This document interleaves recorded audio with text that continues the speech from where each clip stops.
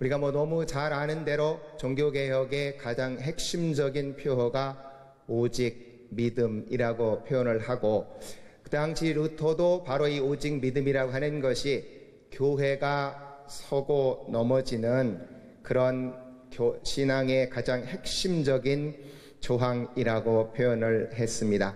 그래서 우리가 루터의 종교개혁을 한마디로 표현할 때는 궁극적으로 결국 이신칭의라고 표현을 합니다. 그만큼 오직 믿음으로가 종교개혁의 가장 핵심 진리였는데, 오늘날에 와서는 이 오직 믿음에 대해서 많은 문제 제기가 되고 있습니다. 우리나라에서도 전도할 때 보면 이제 마지막 사형리 같은 걸 전하고 예수님을 영접합니다. 그러면 당신은 이미 구원 받았습니다. 라고 하는 이제 그런 가르침들이 많이 퍼져가고 있다는 것이죠. 오직 입으로의 고백으로의 신앙으로 끝난다. 라고 하는 비난이 생겨났고, 그러고 나니까 결국 그 신앙과 연결되어져서 정말로 삶의 회개의 변화가 수반되지 않는다는 것입니다. 그런 변화의 수반이 없다가 보니까 정말 교회가 거룩하다라고 말하고 성도들의 삶이 거룩해져야 한다라고 하는 그 거룩성이 점점 사라져간다 하는 문제가 생겨났고, 최근에 보면 심지어는 유보적 구원론이라고 하는 주장까지 등장해서 바로 이 칭의론과 관련해서 많은 논란들이 벌어지고 있습니다. 저는 그래서 오늘 이 주제 강연을 통해서 세 가지 면을 살펴보고자 합니다. 제일 먼저 오직 믿음을 주장했던 루터가 어떤 상황 가운데에서 그 오직 믿음을 주장을 했고, 그가 오직 믿음을 주장하면서 그것이 실천과 성화와 어떻게 관계되어 있는지, 두 번째는 바로 루터보다는 좀 더 그 이론을 잘 정립시켰다고 일컬어지는 칼빈의 이신칭의와 성화의 동시성에 살펴보고, 그러면 그런 오직 믿음을 오늘날 우리 삶 가운데에서 어떻게 실천할 것인가 하는 문제와 관련해서 바로 개혁주의 생명신학 7대 선언문 가운데 세 번째인 영적 생명 하나님 나라 운동, 기도 성령 운동과 관련해서 살펴보려고 합니다. 첫 번째로 한번 우리가 그러면 루터가 왜 오직 믿음이라고 하는 것을 갖고 씨름해야만 했느냐 하는 것이죠. 바로 루터가 그렇게 영적으로 씨름했던 건 우리가 너무 잘 아는 대로 그가 1505년 7월 2일 날 스토테른하임이라는 데에서 벼락을 맞고 죽음의 공포에 둘러싸여서 수도원에 들어가겠다는, 수도사가 되겠다는 서원을 했고, 그리고 루터파 엄수란 수도원에 들어갔습니다. 그리고 그 후에 그는 바로 그 수도원의 모든 규칙을 지키면서 열심히 살아가면서 구원의 확신을 갖고자 노력을 했지만, 그런 노력을 하면 할수록 그는 점점 내가 과연 구원받을 수 있을 것인가 하는 영적인 불안 속에 쌓여 들어갔습니다. 아마 그때 루터를 괴롭혔던 그 가르침은 중세 후반기 신학이었던 비아 모데르나 신학이라는 것이었고, 그 비아 모데르나 신학은 네가 최선을 다하면 그것을 하나님께서 공적으로 인정해 줄 것이다 라고 하는 가르침이었습니다. 네, 루터는 바로 그래서 열심으로 바로 자기 고해 신부인 스타피츠에게 매일같이 고해를 했고, 나중에 스타피츠가 그런 말까지 했다고 그래. 나중에는 하도 자기를 괴롭히니까, 야 루터야, 너 죄다운 죄를 짓고 날 좀 괴롭혀라 할 정도로 그렇게 열심히 했지만, 루터의 영혼 속에 그 구원에 대한 불안의 문제는 해결되지 못했습니다. 결국은 그때 루터는 마지막에 그런 말까지 했습니다. 나는 하나님이라고 하는, 하나님의 의라고 하는 말을 들을 때마다 오히려 그 말을 증오했고 미워했다, 그렇게 말했습니다. 왜 그랬냐? 의로우신 하나님, 당신이 그렇게 의로우신데 내가 인간이 돼가지고 모든 죄를 다 고백하고 원하시는 공적을 쌓아서 어떻게 하나님 앞에 설 수 있다는 말입니까? 그때 루터가 생각했던 의는 자기가 스스로 쌓아서 얻는 능동적인 의였고, 공로로 쌓는 의였고, 윤리적인 의였습니다. 그래서 그런 속에서 그는 영적인 구원의 확신을 얻지 못해 계속해서 불안에 떨었고, 그래서 오히려 하나님의 의라고 하는 말을 증오하기까지 했다는 것이죠. 그렇게 하나님의 의와 씨름하는 과정 가운데에서 그는 이것이 하나님께서 선물로 주시는 것이라고 하는 것을 깨닫게 되어졌습니다. 루터가 그렇게 고통스러워할 때 그의 신부였던 스타우피츠가 이제 성경을 연구하도록 권면을 했고, 그는 1512년 10월 달에 성경학 박사학위를 받은 다음에는 비텐베르크 대학에서 성경을 강의하기 시작했습니다. 그래서 그렇게 시편, 로마서, 갈라디아서, 히브리서, 다시 시편을 연구하는 과정 가운데 자기가 1519년쯤에 가면 확실하게 그 이신칭의를 깨달았다는 것이죠. 근데 최근에 맥글레 같은 학자들 보면 적어도 1515, 16년경쯤부터 서서히 깨달아갔지 않았느냐, 그렇게 말합니다. 그러면 루터가 그렇게 로마서를 강의하면서 깨달았던 바로 복음이 뭐였냐? 그것이 하나님의 의를 은혜로 깨닫게 되어졌다는 것이죠. 로마서 1장 17절에 복음에는 하나님의 의가 나타나서 믿음으로 믿음에 이르게 하나니 오직 의인은 믿음으로 말미암아 살 것이라 그랬습니다. 바로 여기서 이 하나님의 의를 루터는 이제 하나님께서 내가 능동적으로 얻는 게 아니라 하나님이 선물로 주시는 수동적 의라고 하는 것을 깨닫게 되어졌고, 그렇게 하나님께서 수동적으로 나에게 의를 넘겨주실 때에, 전가시켜 주실 때에 우리는 바로 하나님께서 의롭다라고 여겨주시는 소위 말하는 법정적 의라고 하는 걸 깨달았다는 것이죠. 그리고 세 번째는 바로 내가 의로워져서가 아니라 예수님을 믿을 때에 하나님께서 예수님과의 관계 속에서 나를 의롭다라고 보아주는 관계론적인 의라고 하는 것을 깨달았다는 것입니다. 그래서 결국 루터는 이렇게 세 가지 그 의를 깨닫는 과정 가운데에서 첫 번째로 결국 세 가지의 가장 중요한 인식사항을 깨닫게 되어졌습니다. 첫 번째는 결국 우리가 어떻게 하나님께서 나에게 의를 선물로 주실 수 있느냐 하는 것이죠. 하나님께서 그렇게 나에게 선물로 의를 주실 수 있는 것은 그리스도께서 십자가 대속을 통해서 우리의 모든 죄값을 다 지불하시고 하나님 앞에서 의를 성취하셨기 때문입니다.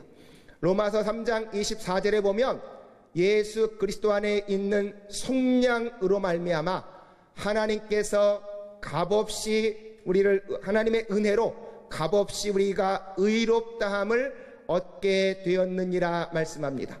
바로 예수님의 속량, 십자가상에서 우리의 죄를 다 값을 지불한 그 속량으로 말미암아서 하나님은 이제 우리에게 그 예수님의 의를 그렇게 수동적으로 넘겨주실 수 있게 되어졌다는 것이죠. 그래서 첫 번째는 그리스도의 바로 십자가 대속입니다. 그런데 바로 예수님께서 이렇게 십자가 대속을 해서 우리를 위해 의를 준비해 두셨지만, 그 다음에 가장 중요한 건 그 의가 어떻게 나의 소유가 될 수 있겠느냐 하는 것이죠. 우리가 늘 하는 말대로 믿으면 우리는 구원을 받습니다. 믿으면 바로 그 예수님의 의가 나의 의가 되어져서 구원을 받는다는 것이죠. 그런데 그러면 그 의는, 믿음은 누가 주체가 되느냐 하는 것입니다. 내가 스스로 믿어서 구원받느냐, 아니면 그 믿음마저도 하나님께서 선물로 주시느냐는 것이죠. 루터는 바로 에베소서 2장 8절에 너희가 그 은혜로 인하여 믿음으로 말미암아 구원을 얻었나니 이것이 너희에게서 난 것이 아니요 하나님의 선물이다 하는 말씀에서 바로 이것이 뭘 가리키느냐, 지금도 학자들 사이에 논란은 있습니다. 근데 루터는 바로 이것이 믿음이라고 보았습니다. 우리가 믿으면 구원을 받는데 그 믿음마저도 하나님께서 선물로 주시기 때문에 우리는 오직 믿음으로 구원받고 오직 은혜로 구원받는다는 것이지. 다음에 세 번째로 루터가 그렇게 오직 믿음으로 우리가 구원을 받는다는 진리를 깨달았을 때 루터가 가장 확실하게 얻게 된 건 바로 자기를 그렇게 괴롭혔던, 구원의 확신을 얻지 못했던 불안에서 벗어나 구원의 확신을 가지게 되었다라고 하는 것입니다. 바로 루터는 오직 믿음으로 구원받는다. 로마 3장 8절에 바로 우리가 행위로 우리가 구원받는 것이 행위에 있지 않고 믿음으로 되는 줄 아노라. 그런데 나중에 루터는 그걸 번역할 때 바로 믿음으로만이라고 표현하고 그 앞에 행위가 없는 그런 오직 믿음으로 구원받는다 말을 했습니다. 결국 루터는 오직 믿음으로라고 하는 것을 통해서 구원의 확신을 분명하게 깨닫게 됐다는 것이지요. 그 전까지 결국 중세 때까지는 우리가 믿기 시작하면 칭의와 성화가 구분되지 않아서 점점 선행을 쌓아가야 마지막에 구원이 완성된다고 말을 했고, 천주교에 가면 지금도 죽을 때까지 구원의 확신을 아는 건 하나님의 특별 은총이나 받으면 할까, 죽을 때까지 구원의 확신을 얻을 수 없다는 것이었습니다.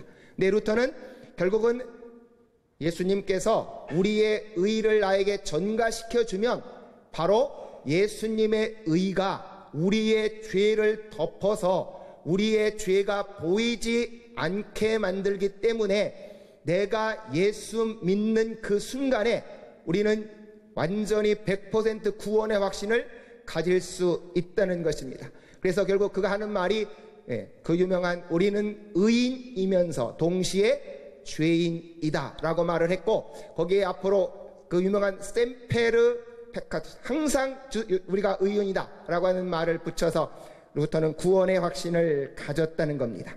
자, 그러면 루터가 이렇게 예수님의 의가 우리한테 전가됨으로 100% 구원의 확신을 갖게 되어졌는데, 그러면 예수님은 우리의 구속사역을 어떻게 완성했느냐라고 하는 것이지요.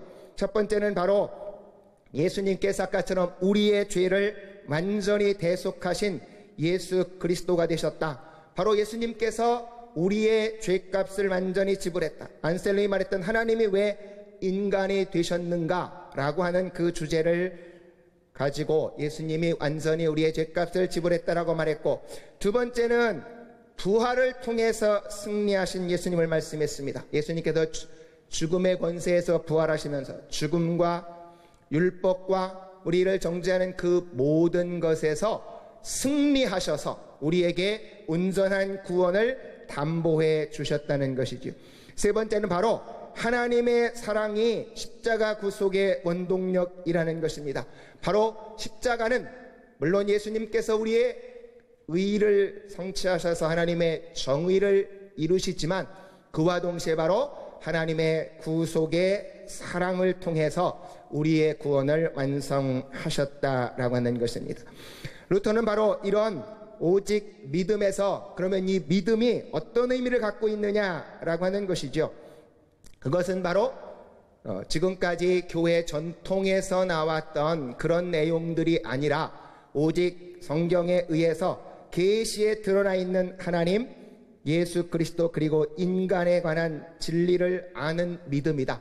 바로 하나님께서 우리를 구속하셨고 하나님께서 우리를 구속하려고 예정하셨고 예수님이 그 구속을 성취하셨고 인간은 완전히 타락한 노예 의지를 가진 사람이라고 하는 것을 아는 것이 믿음이다.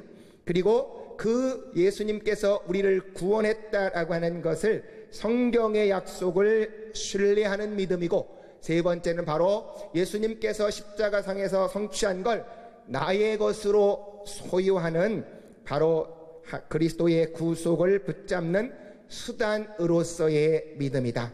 이런 믿음은 하나님을 하나님으로 인식하여 하나님께 영광을 돌리는 믿음이라는 것입니다. 루터가 이제 이렇게 오직 믿음으로 구원받는다 라고 주장을 하고 나서니까 당연히 천주교 쪽에서는 강력하게 비판이 제기됐습니다. 바로 그 비판의 핵심은 루터가 행하는 게 싫어서 행위 없이 구원받기 위해서 그런 믿음을 주장한다는 것이죠. 천주교 쪽에서 당시 로마 가톨릭에서는 뭐라고 말했냐?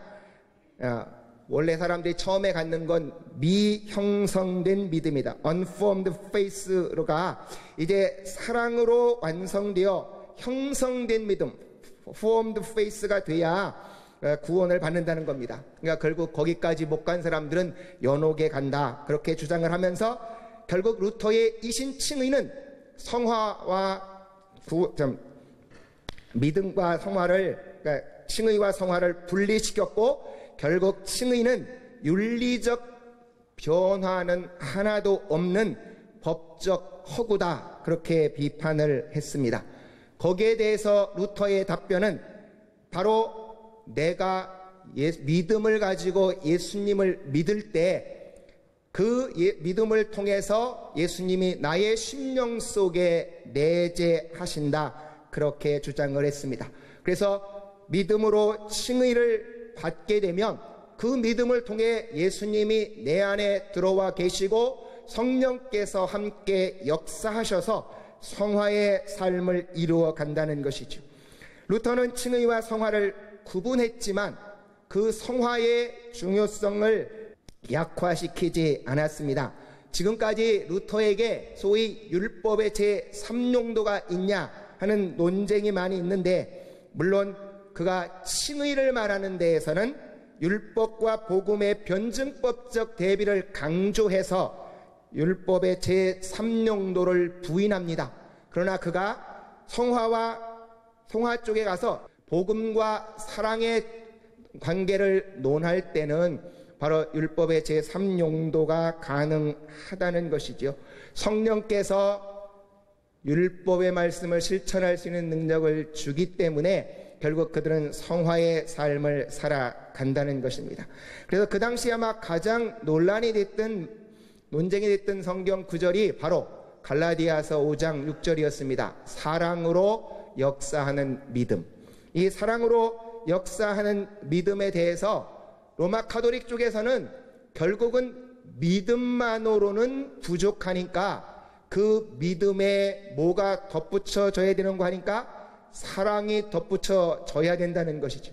그래서 믿음이 사랑으로 완성될 때에 구원을 받을 수 있다, 그렇게 말을 했습니다. 그리고 그 사랑이란 공적이라고도 말할 수 있겠고 선행이라고도 말할 수 있겠죠. 루터는 바로 그 주장을 비판했습니다. 오직 믿음으로 구원받기 때문에 우리의 믿음이 그 열매로 사랑의 열매를 가져온다는 것입니다. 그래서 오직 믿음으로 구원받은 사람들의 삶 가운데에서 결국은 성령의 역사를 통해서 사랑의 열매를 맺는다는 거죠. 루터는 오히려 사랑을 해라, 선행을 해라, 당위론적인 걸 강조하기보다는 그렇게 구원의 은혜를 진정으로 체험한 사람들은 예수님께서 좋은 나무가 좋은 열매를 맺는다고 말씀하신 것 같이 자연스럽게 사랑의 열매를 맺어간다라고 말을 하고 있습니다. 그럼에도 불구하고 루터가 칭의론을 가르쳤을 때 처음에는 사람들이 그의 가르침을 잘못 이해해서 경건이 부진의 그런 부작용도 초래가 됐습니다. 그래서 그가 하는 얘기가 믿지 않는 사람들에게는 믿음을 전해야 되지만 믿는 사람들에게는 사랑을 전해야 된다, 그렇게까지 말을 했습니다. 그래서 결국은 루터는 우리가 칭의와 성화의 관계에서 아까처럼 죄인이면서 의인의 관계로도 표현한다고 하는 말씀은 우리 속에 죄가 있습니다. 죄가 있음에도 불구하고 우리는 이미 하나님의 구원받은 백성이고 그 성령님의 능력을 힘입어서 죄와 싸우면서 거룩을 향해서 나갈 수 있다는 것이죠. 바로 율법이 신자들의 죄를 지적하면서 결국은 성화의 삶으로 인도한다는 것입니다. 루터는 이 신칭의를 주장하는 가운데에서 만인 제사장직을 주장을 했고, 그런 가운데에서 결국 신분적 차이는 없이 모든 교회 안에 있는 사람들은 직분의 차이만 있고 그 직분을 가지고 하나님께 부름받아 하나님을 섬긴다라고 하는 직업 소명론을 형성을 했습니다. 결국 루터는 이렇게 오직 믿음을 주장하면서 그것이 어떻게 성화와 연결되느냐라고 하는 것을 여러 면으로 강조했지만 그래도 그것이 온전하게 균형 잡힌 면에 이르지는 못했습니다. 아마 그걸 온전하게 균형 잡힌 모습으로 제시했던 사람은 칼빈이다 하는 것이죠. 칼빈은 믿음으로 그리스도하고 연합되어질 때에 바로 그리스도와 신비적 연합을 통해서 칭의와 성화의 이중적 은혜를 동시에 받는다, 그렇게 말을 했습니다. 그러니까 루터는 먼저 칭의를 받고 예수님이 내 안에 들어오시면 그 열매로 성화가 나타난다, 그런 식으로 설명했다면, 그러다 보니까 자꾸 사람들이 이걸 분리시켜서 이해하는 잘못된 폐단이 드러났다는 것이죠. 그래서 칼빈은 아예 그리스도하고 연합이 되어질 때에 칭의와 성화가 동시적으로 이루어진다. 그래서 바로 그리스도의 의가 전가되면서 우리의 죄를 용서받아 하나님의 자녀가 되는 양자의 은혜를 받고, 동시에 내 안에서 성령께서 역사하셔서 거룩한 삶 성화가 동시에 시작된다는 것이죠. 바로 칼빈도 루터와 동일하게 이 구원 얻는 믿음 속에는 구원의 확신이 포함되어 있다라고 말을 했습니다. 자, 칼빈은 그러면 우리가 이렇게 오직 믿음으로 그리스도하고 연합된 칭의와 성화를 동시적으로 받은 사람은 그 다음 삶을 어떻게 살아갈 것이냐, 바로 우리의 그런 믿음의 최상의 실천은 바로 기도의 삶이다, 그렇게 표현을 했습니다. 기독교 강요 3권 19장에서 그렇게 기도를 통해서 바로 우리가 그런 삶을 실천해야 되겠다는 거죠. 그러면서 주기도문의 해설을 통해서 하나님의 영광과 그 나라를 증진시키고 바로 신성모독이 사라지고 하나님의 영광을 받아서 이름이 거룩히 여겨지도록 기도해야 되겠고, 인간의 육의 욕망을 버리고 하나님께 순종해서 하나님의 뜻이 성취되는 그런 기도를 해나가야 되겠다. 바로 성령의 역사를 통해서 하는 기도를 통해 개인의 필요를 공급받을 뿐만 아니라 교회와 국가가 하나님의 뜻을 성취하는 하나님 나라 확장 사역이 이루어져야 되겠다라고 하는 것이죠. 그러면 결론적으로 우리가 오직 믿음은 종교개혁 시대의 교회와 사회, 더 나아가 국가를 개혁하는 원동력이었습니다. 바로 그 신앙을 오늘 우리가 어떻게 다시 살려내겠느냐 하는 것이죠. 바로 우리는 그것을 개혁주의 생명신학을 통해서 다시 살려내기 위해서 오늘 이런 연합학술대회를 하고 부흥사경회를 진행하고 있습니다. 바로 오직 믿음은 바로 이 개혁주의 생명신학의 원동력인데, 가장 핵심은 우리가 이 복음의 능력 있는 전파자가 어떻게 될 수 있겠냐는 것이죠. 자기가 구원의 확신이 없는 사람이 어떻게 복음을 힘있게 전할 수 있겠습니까? 저는 늘 하는 말이, 바울이 사도행전 20장 24절에서 내가 이 은혜의 복음을 전하려 하면은 내 생명을 조금도 아까운 것으로 여기지 않는다라고 말했습니다. 거기서 그 하는 말의 가장 핵심은 복음을 전하는데 그 복음이 자기한테 은혜로 체험됐다는 겁니다. 바로 은혜로 체험되어진 복음, 나를 온전히 구원한 복음, 그 구원의 확신이 있는 사람들이 바로 이 개혁주의 생명신학을 실천해서 내 안에 생명이 약동하고 그 생명의 복음을 전하는 사람이 될 수 있을 것이라고 믿습니다. 두 번째는 바로 오늘날 한국교회한테 가장 문제로 제기되는 어떻게 거룩한 삶을 살겠느냐 하는 것이죠. 바로 우리가 오직 믿음으로 그리스도하고 연합된 후에 성령님의 역사를 통해서 우리가 그 거룩한 삶을 살아내야 되겠다. 아까 앞에서 발표했던 그 하구의 말같이 우리가 그런 기도 운동이 수반되지 않고는 그런 영적인 전투에서 승리할 수 없을 것입니다.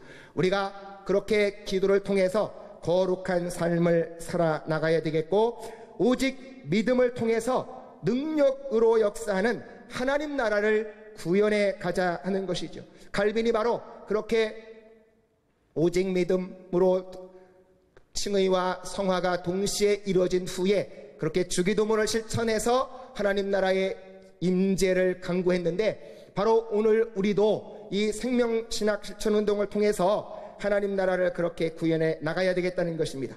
오직 믿음을 통해서 그리스도의 성숙한 제자들을 육성해서 한국 교회와 사회에 생명력을 전파해서 하나님의 주권을 실천하는 것이, 저는 바로 오직 믿음을 오늘날 우리의 삶 가운데 실천하는 것이라고 믿습니다.